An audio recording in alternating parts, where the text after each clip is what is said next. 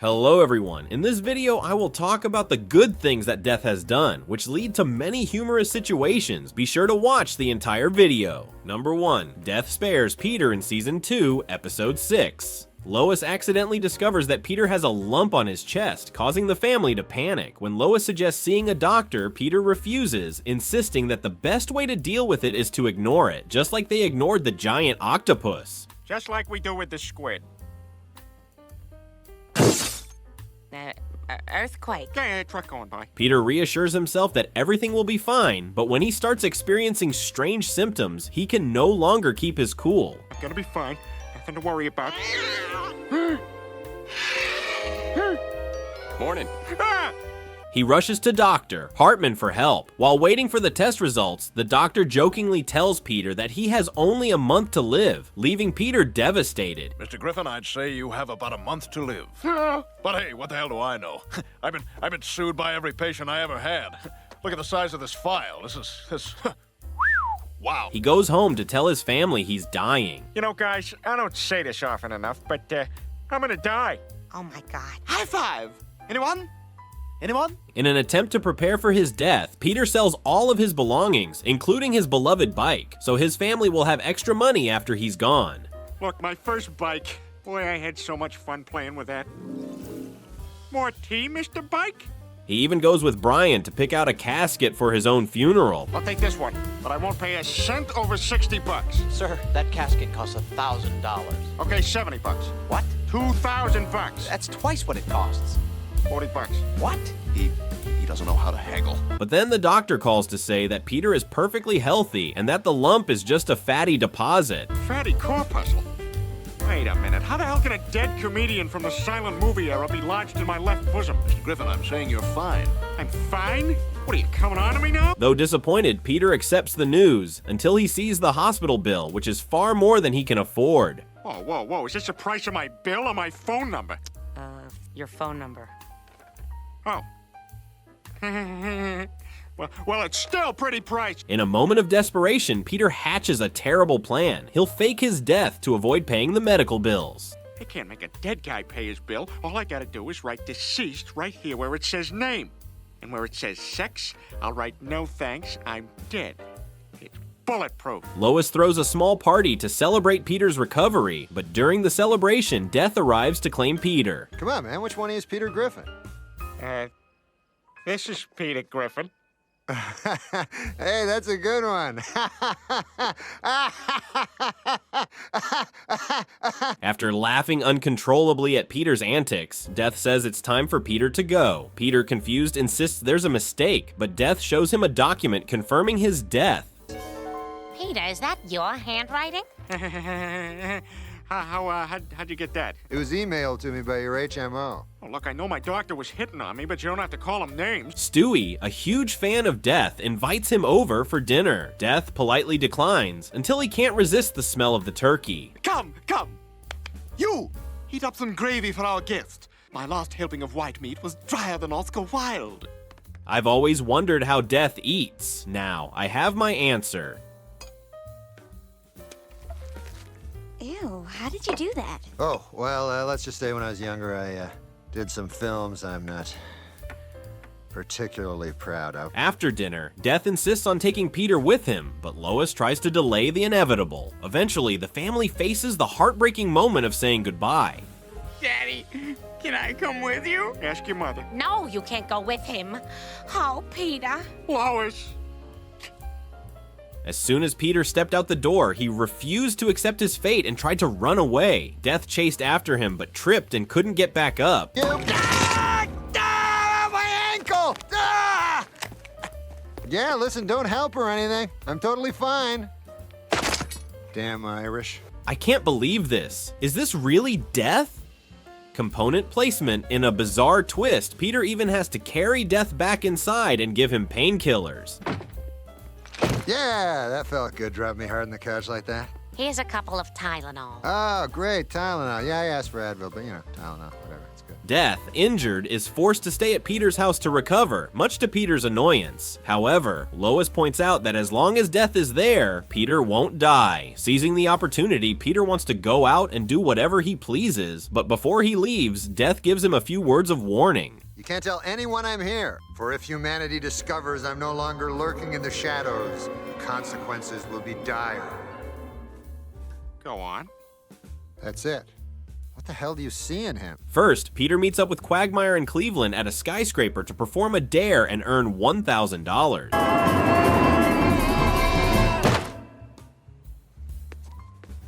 Hey, look at that. I beat my loogie. Bad. Yeah, you got it. Damn it, little guys. At home, Lois continues to care for Death, begging him to spare Peter's life, but Death remains indifferent. Time. What'd you make this cocoa out of? Crap?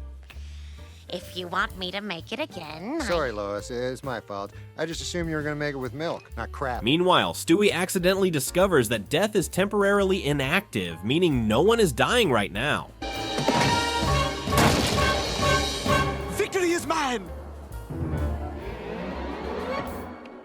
Wow, I should really watch where I'm going. At the bar, Peter drinks an unbelievable 300 bottles of beer without getting alcohol poisoning, leaving Cleveland shocked and saying, "Peter's not human." Peter, are you a witch? Yeah, but don't tell anyone. The consequences could be dire. Drunk and reckless, Peter causes trouble with a gang, leading everyone in the bar to realize that Death isn't working.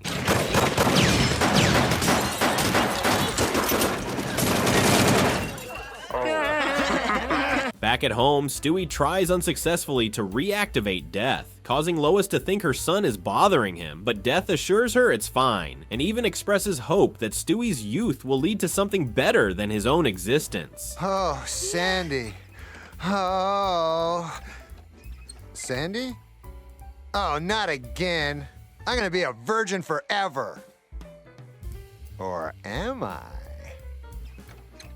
Lois continues her pleas to Death, and this time, it works. He agrees to spare Peter's life. Okay, I'll spare his life. But you owe me, if you get my drift. What the hell are you doing? I was talking about another fruit cup. Not bad, though. However, Peter goes on to announce to the world that Death is on hiatus, making a fool of him. That's right, Tom. And now it's time for sports.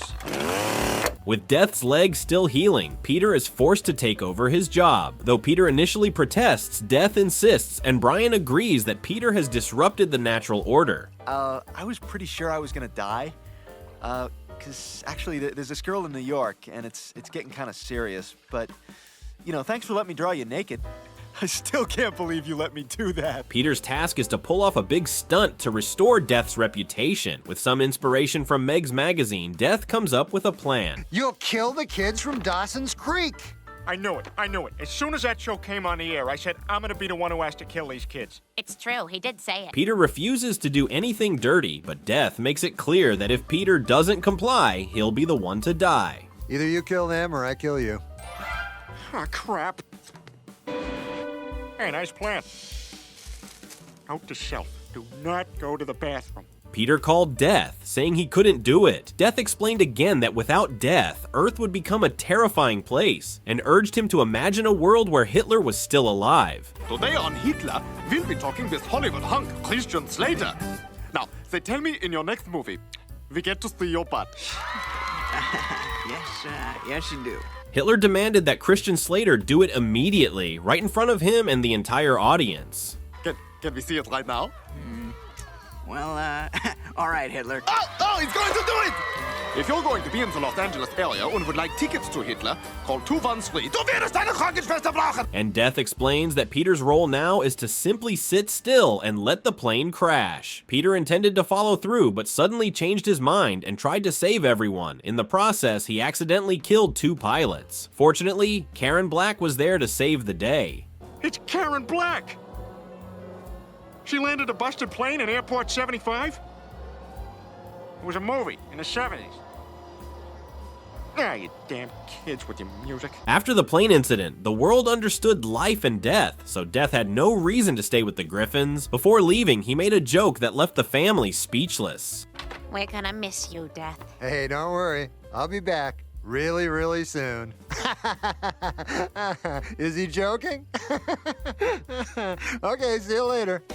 Number 2. Death saves Peter and Lois's marriage in Season 3, Episode 6. On their wedding anniversary, Lois tells the kids not to worry about getting her a gift, as she only hopes for something from Peter. Meg secretly hopes that her dad won't wait until the last minute to buy a present. My goodness, a human thumb. Where did you ever find this? It was on eBay. Oh, God, call an ambulance. Although it's their anniversary the next day, Peter decides to ditch Lois and go golfing with his friends, confident that his frying pan antidote will protect him. Lois finds out I'm ditching her to play golf, she'll hit me with a frying pan. Which is why I'm gonna drink this frying pan antidote. All right, hit me with this. Didn't work. The next morning, Peter wakes up early, makes breakfast for Lois, and leaves a note tricking her into looking for her anniversary gift. Lois, it's an anniversary scavenger hunt. Your first clue is at the Quahog Mini Mart. Love, Peter. Oh, how fun. When Peter arrives at the golf course, he's excited to play and hits a shot so hard it makes the stock market wobble. Rip it. The Fed is going to be lowering rates, so get your money out of T-bills and put it all into waffles. Tasty waffles with lots of syrup. Waffles! Buy waffles! Waffles! A heavy downpour causes Brian and Quagmire to get discouraged and leave, even though Peter insists that there are worse things than rain, like a spider that smokes. He's bothering everyone. Say something. Say something, I'll kick his ass. Someone ought to kick his ass. Don't go in there! Peter? All right, give me a Kleenex. I knew he was bad. I knew it. Ah! Left alone, Peter prepares for his game, but a lightning strike hits a nearby tree, sending him to investigate if there's any danger. It'll be fine.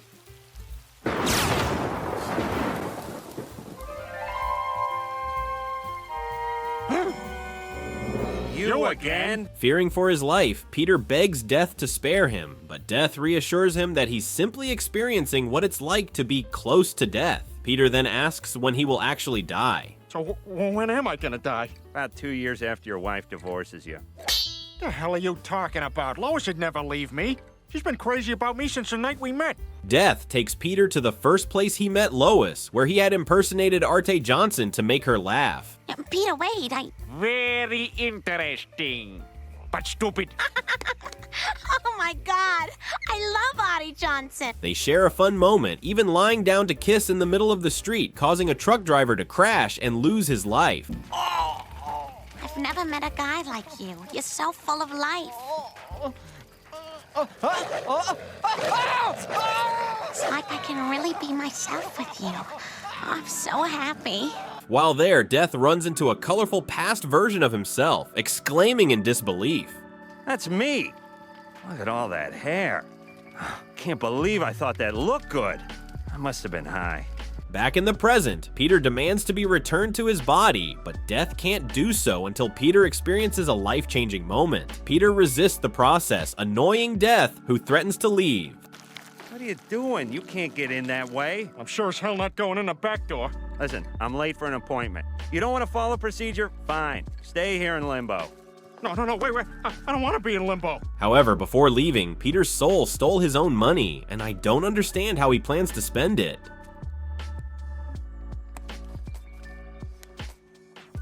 Peter continues to talk about his life-changing sign, but everything he predicts is wrong. Meanwhile, Death becomes anxious about being late for lunch and hearing his mother complain. Where the hell have you been? When I said lunch, I said noon, not noonish. Sorry, Ma. Sorry?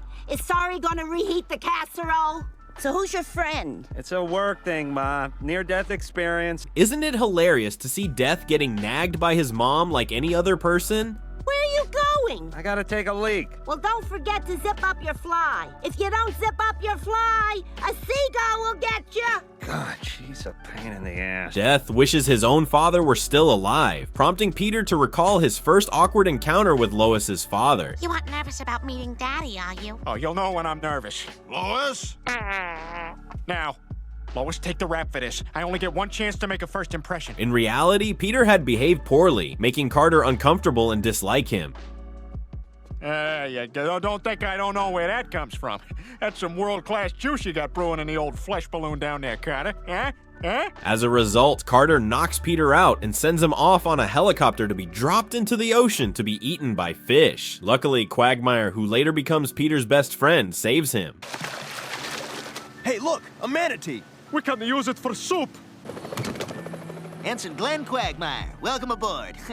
While watching a sailor performance, Death's mom reappears to nag him, causing Death to grow frustrated. For God's sake, leave me alone. I'm working. Don't yell at your mother. If you yell at your mother, a hen will lay eggs in your tummy. She notices Peter's affection for Lois and teases her son about not having found a girlfriend after all these years. You know who he took to the prom? His cousin. That's weak. Come on, Peter. Death, put your jacket on or you'll get frostbite. I don't have skin. That's because you didn't eat your beans. Death agrees to help Peter with his marriage troubles, but only after Peter offers to help him win over a girl. You think you could do that? Sure, all we gotta do is get you a little fixed up. You know, get your hair cut, give you good clean. Shave, maybe some cologne. The chicks will be all over you. After giving Death a fresh, clean outfit at the beach, Peter wants him to approach a group of women nearby. Do you, live around here? No, I live with my mom. Let's get out of here. See ya, Josh. Tell your mom we said hi. Heads up! Death complains that Peter doesn't know anything about flirting, but Peter insists he learned from the best, Quagmire. The plight of women in this hemisphere is deplorable. I can bench press 800 pounds. You, me, and Coltrane till dawn. Giggity, giggity, giggity, giggity. There you go, Peter. One for you, two for me. You guys go on without me. Moved by Peter's genuine feelings for Lois, Death recalls a time when he was infatuated with Amy, a pet shop worker, but never dared to ask her out. Peter urges him to go for it. They visit Amy's workplace, but Death is attacked by the animals, making it impossible for Amy to hear anything. And I was just in the neighborhood, and so I thought that, you... Outside, Death laments that he'll never win her over, but Peter urges him to find another way, just like he did to win Lois back. So where is it that you need to go, my new honky friend? Rhode Island. That's not too far, is it? Nothing's too far away from Maxine the cheating queen. Women. On the way back to Rhode Island, Peter even faces a group of ghost-like figures chasing him. That truck's coming up on us awful fast. Holy crap! Do you see what I see? I'm afraid I do. We're being chased by ghosts! And the two of them argue until Amy suddenly appears. In a miraculous twist, Death gets a coffee date with his crush. Peter, mischievous as ever, assumes they'll end up doing more than just having coffee. Hey, who knows? You might even, you know. I'm not following you. Intercourse. Huh. Death considers changing outfits again, but Peter insists that Amy won't care about his clothes. She'll just be happy to see him, reminiscing about the funny moment when he returned to Lois's house. Oh God! Oh God! Oh God! Peter accidentally bursts into Carter's bathroom, where he bravely declares his desire to marry Lois. He even refuses $1 million check. No deal. Lois may be worth $1 million to you, but to me, she's worthless. I love her, Mr. Pewterschmidt. Oh, Peter. Finally, Peter discovers his sign. He needs to spend more quality time with Lois. He asks Death to invite Peter Frampton to help him. Peter Frampton! Oh, no! God, please, no! I'm too young to die! Are you sure you're not supposed to be at Keith Richards' house? All right, if you want to live, come with me! Lois, furious, speeds toward the golf course to confront Peter, but when she arrives, she finds the meaningful gift Peter prepared for her, making her incredibly happy. Oh, Peter, our song. Happy anniversary, Lois. This is the most romantic gift you've ever given me. Meanwhile, Death, having gone on a date with Amy, finds himself annoyed as she only talks about animals. In frustration, he grants her death. Check, please. Number 3. Death helps Peter quit drinking in Season 9, Episode 10. The story begins when Peter and Brian sneak alcohol into a movie theater, leading to an embarrassing drunken mess that disrupts the entire screening. How I feel about you. Lisa, get away from him. He's a Nazi. I know Jews is bad, but them's is worse. Sit down! Move! Stop blocking the screen, you jerk! Things go too far when Peter damages the movie projector, prompting Joe to rush in and arrest him. We got a report of a disturbance. Oh, what the hell, Peter? Joe, thank God, there's a situation here. I've got a sore finger. I don't give a crap, we got bigger problems. Peter faces charges for disturbing the peace and vandalism, all because of his drunken antics, and as a result, he's sentenced to 30 days of Alcoholics Anonymous. Mr. Sarkaby, before we begin, have you ever been convicted of a felony? Yes, but that bitch had it coming.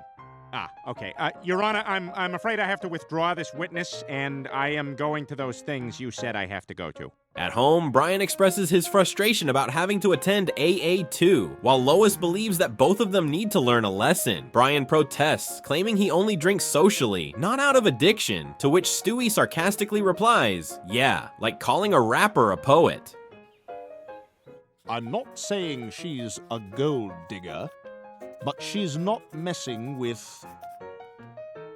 Who isn't she messing with? At the Quahog Community Center, after introducing Peter and Brian as the two new members, Bruce invites everyone to share their stories. Naturally, Peter's story stands out as the funniest when he recounts a bet he made with Quagmire and Joe to see who could drink the most beer and still drive. And you know that water slide in South Attleboro?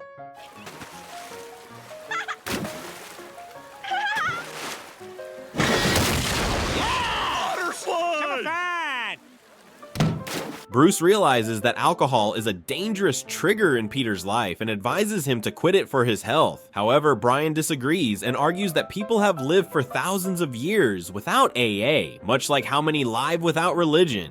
I like you and have no reason not to. I like you and have no reason not to. Hey, did you hear about that magic baby that was born in Bethlehem? The next morning, Lois asks about the AA meeting, and both Peter and Brian express how boring and unhelpful it was. After a heated debate with Brian about AA, Lois snaps and insists that they both complete the 30 days, whether they like it or not. Wait a minute, Peter. That's it. The issue isn't that these people are alcoholics. They just have nowhere to drink without being judged. She slams us into the monkey bars, but none of us have the language skills to call her on it. The following meeting, Peter and Brian smuggle in beer and successfully convince everyone to join in. I sat here and listened to you bums the other day, and I gotta tell you, I have never seen a duller bunch of pathetic bastards in my life.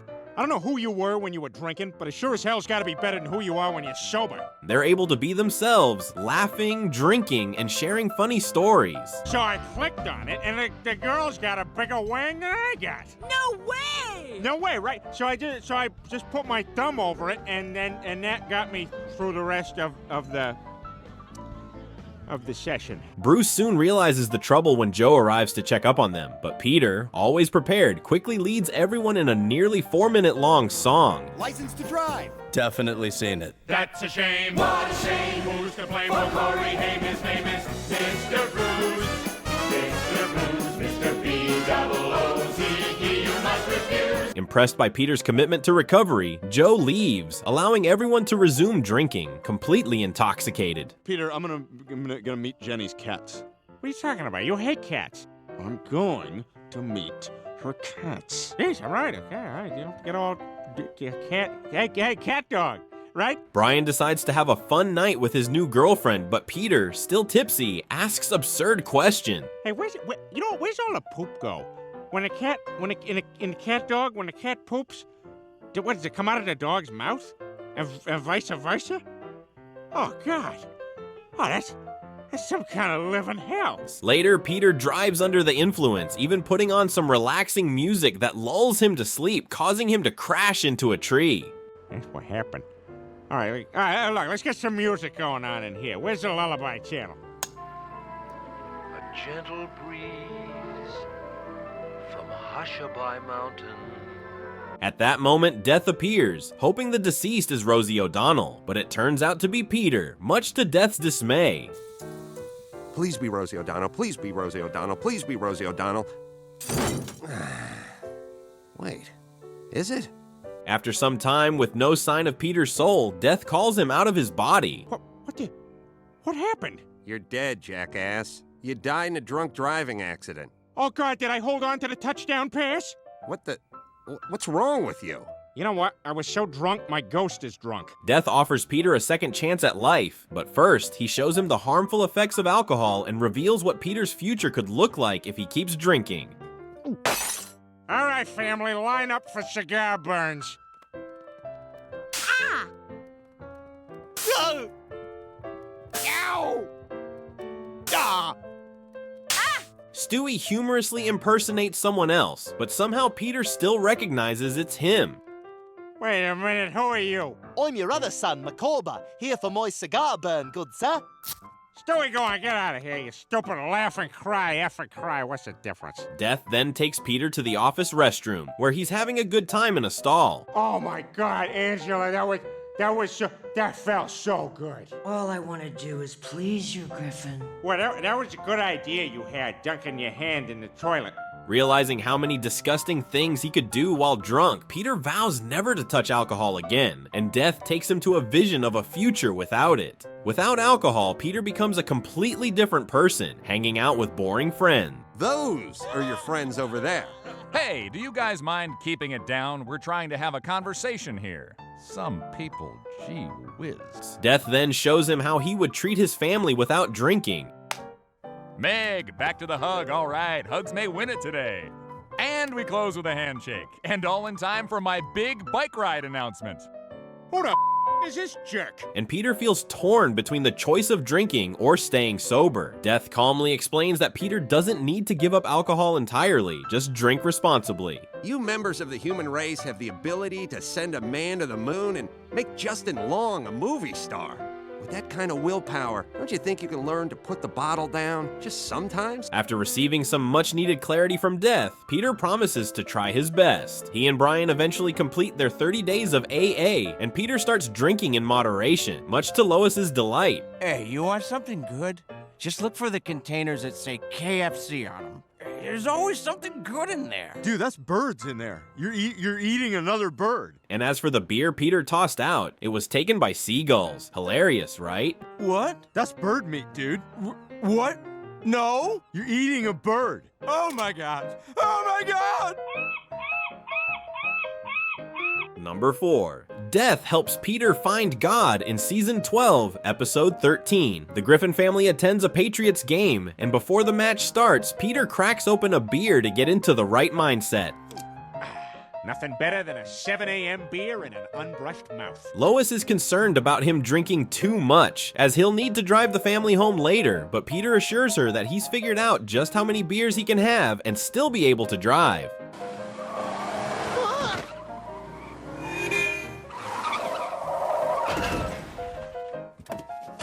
Seven. 6. Chris, meanwhile, stumbles upon a room called the NFL Experience and excitedly wonders what treasures it holds. Griffin, get out there! Ow! It's his knee. Doc? You'll never play football again. Too bad, kid. You was gonna buy me a house! Now I have headaches. I'm gonna save my brain for science. Peter's friends arrive at the game, and while they chat, Peter suddenly spots his CEO and showcases his archery skills, only to find out the CEO is gay. That's what I can do for the company. Really? Can you do other things for the company? No, I don't want to be promoted that way. I want to be promoted to shooting hawks with a crossbow way. Everyone is having a blast, and Peter declares that it's the best Sunday ever, except for the fact that he still needs to finish writing all of his comedic material for the week. Hey, where's the monkey rabbi? Here's your Torah. You'll be here on Tuesday at 9. Check in with Shirley. You gonna need me this week? Maybe Friday. Peter's pretty busy making sure the supporting actors' lines are hilarious. Now where are the gays? Over here. No, the really cartoony gays. Yoo-hoo! There you are. We're gonna need you guys all week. As the game nears its climax, Peter eagerly announces that his favorite part is about to happen. 2 drunk guys fighting while carrying their babies. You're stupid! No, you're stupid! Then the wives join in by holding cigarettes and boxing. You got no class, you bitch! No, you got no class! He laughs before security steps in and hilariously kicks the wrong person out. Come on, Miyagi, take that karate outside. Unfortunately, the Patriots lose their 10th straight game, disappointing everyone, especially Peter, who compares it to the time he walked into a bank without pants. Sir, what are you doing? You have no clothes on. Ah, must be having one of those dreams again. Better wake myself up. Oh, thank God. Well, time to apply for this small business loan. At the Clam, Peter and his friends are still upset about the loss. On TV, the winning team members credit God for their victory, which makes Peter wonder if God had a hand in the game. Time someone told God to stay where he belongs, in our schools, and telling people where they can stick their wieners. Now what do you say? Let's go find God. All right, I'm in. Me too. Let's do this! Motivated by this thought, Peter convinces everyone to join him in searching for God. However, Joe misinterprets the situation. Whoa, Joe, what the hell? What? I thought, find God was a code word. No, we meant literally go and find him. Oh. Well, I already texted Bonnie. You're really only wrong when you text Bonnie and make her think she's free.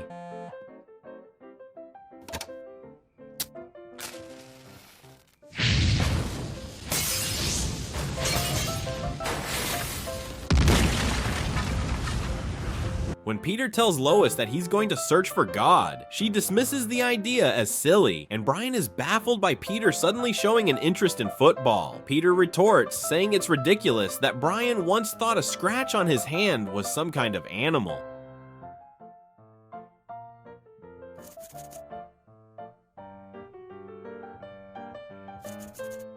What the is that? The first stop on their quest is a church, where Cleveland hopes to enter like Sherman Hemsley in Amen.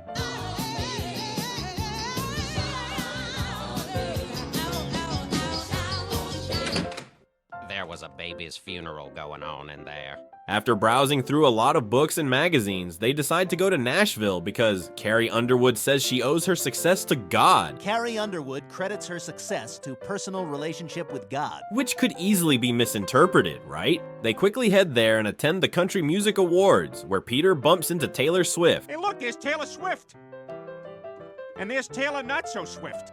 I broke up with a birthday cake. Ugh, we went on like 2 dates. They meet Carrie, who confirms she knows Jesus but has no idea where God is, leaving the guys disappointed. Hey, you know I don't like you talking to other guys. I'm sorry, Jesus. Whatever. Give me $40. I want to get a Toby Keith hat. Quagmire suggests they stay and watch the show, but Peter says it makes him feel uncomfortable, like the time he visited the pedophile theater. We are proud to present Mozart's The Magic Flute, in A minor. And you still won't give us an Emmy? Come on! If Modern Family did that joke, you'd be carrying him around on your shoulder. Cleveland, disheartened, thinks they should give up, but Peter encourages everyone to press on, declaring that finding God can't be harder than finding a block of cheese. I think the cheese is that way. I'm pretty sure it's over here. Guys, finding the cheese is what they want us to do. Let's just chill. I don't know where they're getting all this weed. They next travel to Greece, hoping to find God, but instead meet Kronos, the god of time, who gifts them a basket of goodies. So, are you also the god of gift baskets? I don't know. You tell me. Rosewood mango candle? Kronos? I know. It's 4:30, by the way. They then head to India, the world's most spiritual country, only to leave quickly as Peter insists God is not there.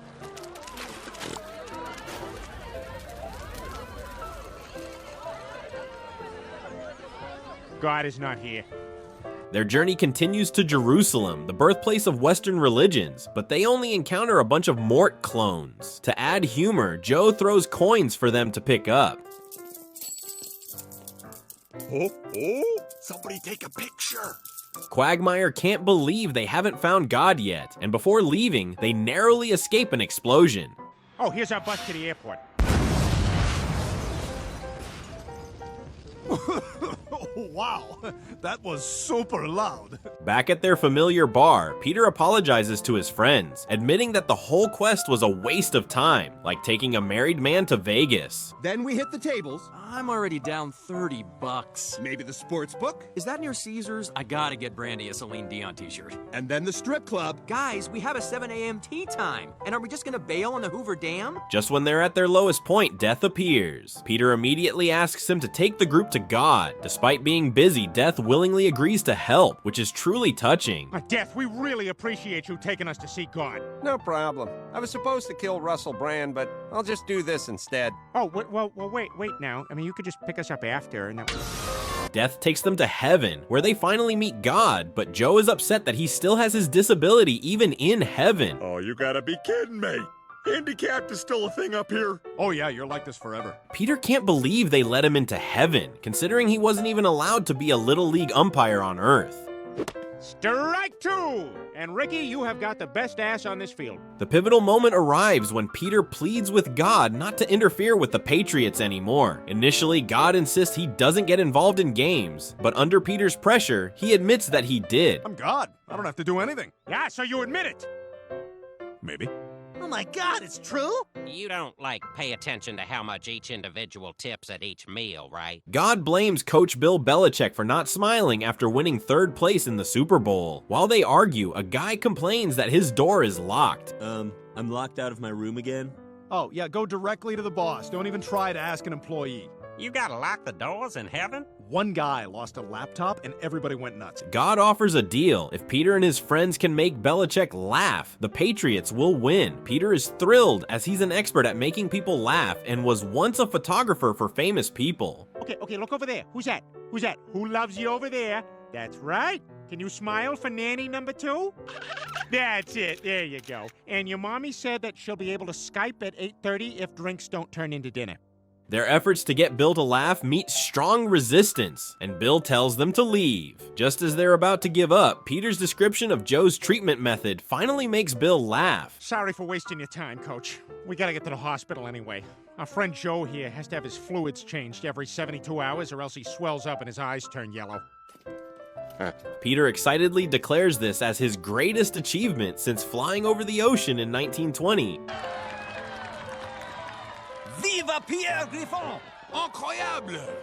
Don't look in there. Don't look in there. It's all craps. All right, we gotta put toilets in these things if we're gonna be in them for more than 2 hours. In the end, God agrees to leave the Patriots alone, and Peter joyfully pats God's bald head, making him nervous. Death then reveals that God is autistic. Come here, you! Get off me! Get off me! What the hell? God's mildly autistic. You can't touch him, especially on the head. Returning home, Lois can't believe Peter went through all that trouble just to plead for the Patriots. But Peter reveals there was one more thing he asked for. Oh, I asked for one more thing. What's happening? Don't look at her. Don't look at her. It's okay. Just go with it. It'll all be over in a second. Number 5. Death helps Peter travel back in time. Season 5, Episode 18. At the Clam, Peter and Brian were having beers with their buddies. Quagmire bragged about his amazing single life, dating different women. Women have a 4th hole. What? Yeah. I mean, it's only visible if you're looking from exactly the right angle, like the entrance to Hogwarts. Peter felt envious because he was stuck playing with his kids. That's where the 4th hole is, right there in the back of the knee. Joe mentioned he hadn't been wild since he was 18, making Peter regret his own youth. He was dating Lois back then, so he missed out on the fun, except for one time he rode a mechanical bull at a bar. Oh my God, how embarrassing! Look how much fun I am! Peter felt like he wasted half his life and would trade anything to be 18 again, like those kids on spring break. Grim news from Daytona, Florida, where the remains of 3 female college students were found near a local nightclub. Reports suggest that all 3 were violated sexually before being brutally murdered.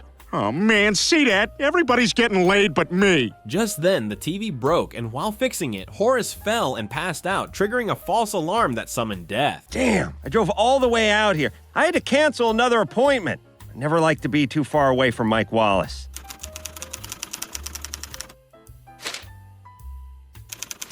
Seeing an opportunity, Peter begged Death to let him be 18 again. Luckily, Death agreed, but only for one night. Back at 18, the first person Peter met was Cleveland. After a long hello, Cleveland invited Peter to a bar in an hour. Peter felt great, saying he'd live his 18-year-old life to the fullest and be wilder than Hellraiser.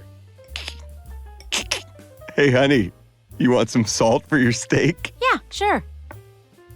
Ah, gotcha. That's more salt than you wanted. Lois appeared in a swimsuit, looking stunning at 18. Her presence mesmerized the guys, especially Brian. Son of a bitch! After a swim, Lois told Peter she was excited about their movie date that night, but Peter acted like a longtime husband, ditching Lois to party with Cleveland at the bar. But we had a date. Could I wham my Oingo Boingo into your velvet underground? At the bar, the first thing Peter did was play Menstrual Miss Pac-Man. What? What? Jeez. Nothing. Bitch. He then met Molly Ringwald, a huge 80s star, and quickly became smitten. Molly Ringwald? Yeah, how's it going? Wow, you're the biggest star in the world right now. What are you doing here? Oh, I like to hook up with random bar guys. Lucky for me, huh? No, a hobby's good. Death appeared, returning Peter to the present and hoping he was satisfied. Peter, pleased, compared the trip to the time he stumbled into a single women's club. Do you like cake? Yes. Do you like my ass? Yes. Do you want to eat cake off my ass? What kind of cake? Angel food cake. Well, Rusty, looks like we're gonna eat our way out of another jam. Unexpected surprises awaited Peter. The next morning, he woke up in shock to find Molly Ringwald beside him instead of Lois. He couldn't comprehend what was happening and collapsed. Molly Ringwald? You're my wife? We've been married for 20 years. What's wrong with you? Hi, I'm Judd Nelson. I crash here once or twice a week. Downstairs, he shared the bizarre event with Brian. Brian suspected they had altered the past, but Peter dismissed it, comparing it to Tom Cruise always running in his movies. Wow, that cameraman has nice strong arms. You can't catch me, gay thoughts! They saw Lois at Quagmire's house, and Peter, furious, blamed her for sleeping with Quagmire, not realizing that his meddling in the past had caused Lois to marry Quagmire. Morning, Pete. Hope you and Molly can still join us for dinner tonight. Come here, baby. Let's go play schoolgirl and guy who has sex with schoolgirl. Peter, clueless, only grasped what happened when Brian explained the time travel consequences. That evening, Peter's family had dinner at Quagmire's. Peter, horrified, saw Stewie and Chris carrying Quagmire's genes and reassured himself not to freak out like when his goldfish died. It's okay. You don't have to eat it now. You're just sleeping. You'll eat it later. You'll eat it later, Lieutenant Shiny Shines! Ah! During dinner, Meg gazed at Peter with a predatory look, thanks to her perfect blend of Quagmire gene. What can I say? I'm a vegetarian. Oh! Seeing his wife swoon over another man was too much for Peter. He privately apologized to Lois, admitting it was a huge mistake. They should have been the ones to marry, but Lois laughed, saying it was too late, as Peter had chosen to party with his friends over her back then. Hey, Lois, I'm ready for your pie. And you made dessert, too. Oh! Oh, Glenn, I love all your sex jokes and your dirty puns. Let's go upstairs and do it. Okay! At the Clam, Peter was desperate, seeing his wife and kids happy with someone else. He was determined to beg Death to take him back to when he was 18 to fix everything. However, for Death to appear, someone had to die, and that was George's wife, Jana, who fell from a flying car. No. I took this one out for you. You take this one, I keep this. You are not taking my whole wallet so you can go shopping. I was just gonna buy some groceries. Bull crap. Death appeared again and took Peter back to that moment, but Peter messed it up 2 more times before finally succeeding on the 3rd try. However, he got tempted by Cleveland's enticing invitation to go out.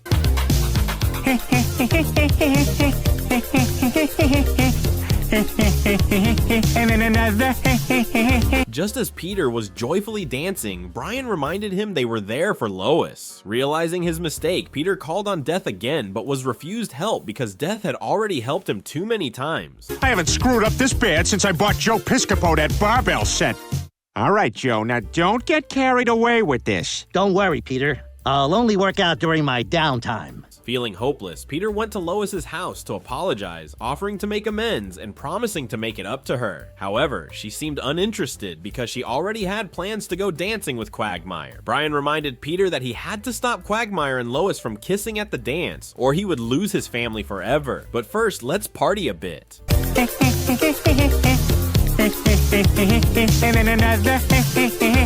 Peter! Oh, God, sorry, you're right. Let's go to the dance.